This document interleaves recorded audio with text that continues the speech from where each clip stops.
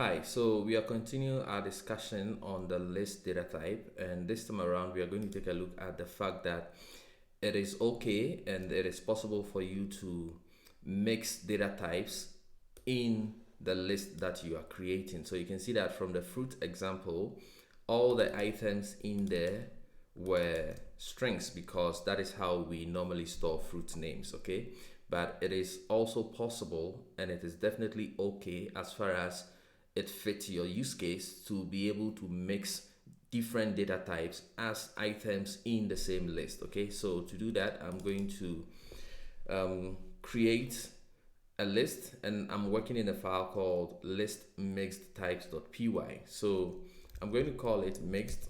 It's just a name, and let's say it's just a mixed collection of different things which also happen to have different data types. Okay, so let's say for one item I'm going to store the name of a fruit. Okay, and for another item I can choose to store, let's say, the age of somebody. Okay, and for the next item I can even store a tuple in there, so I can say I have a tuple of which is actually going to be a record of somebody. So let's say I'm storing a student record, so I want the student's first name, I want the student last name, and I want the student course of study, so let's say computer science.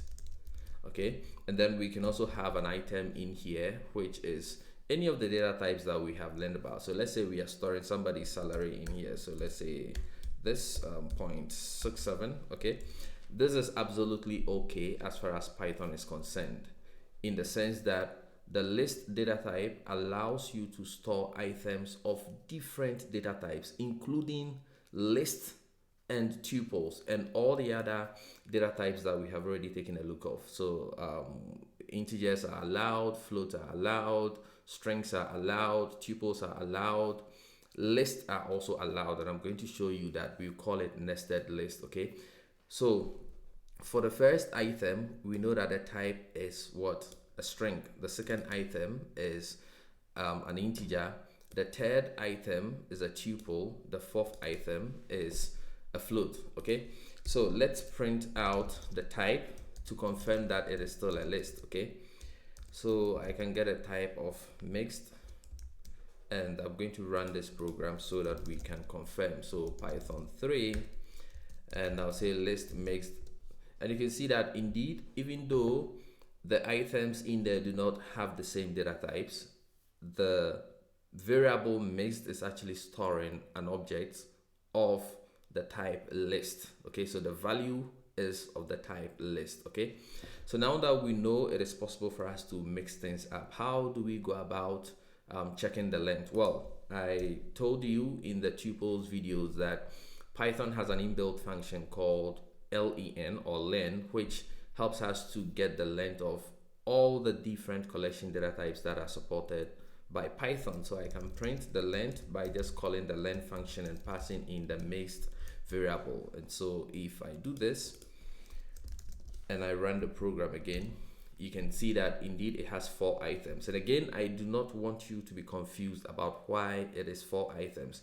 Remember that a list is delimited by the square bracket, and each of the items are separated by commas. Okay, and also remember the fact that a list can and is possible and is also permissible for a list to have items of different data types, including tuples. Okay, so the reason why this list, the mixed list, has 4 items is because it has mango, it has the number 27, the number 27, and this entire tuple here is one item.